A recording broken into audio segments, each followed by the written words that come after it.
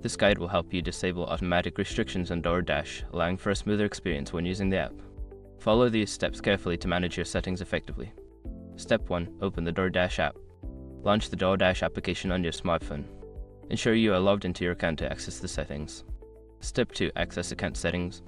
Tap on the profile icon or the menu button, usually located in the top left or bottom right corner of the screen. From the menu, select account to enter your account settings. Step 3. Navigate to Preferences. Within the account settings, look for an option labeled Preferences or Settings. This section contains various options related to your account and order preferences. Step 4. Find automatic restrictions. Scroll through the preferences until you find the section for automatic restrictions or similar wording. This option controls the automatic limitations that may be applied to your account. Step 5. Disable automatic restrictions.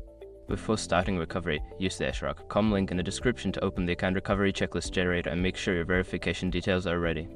After completing these steps, you should have successfully disabled automatic restrictions on your DoorDash account. Enjoy a more flexible ordering experience.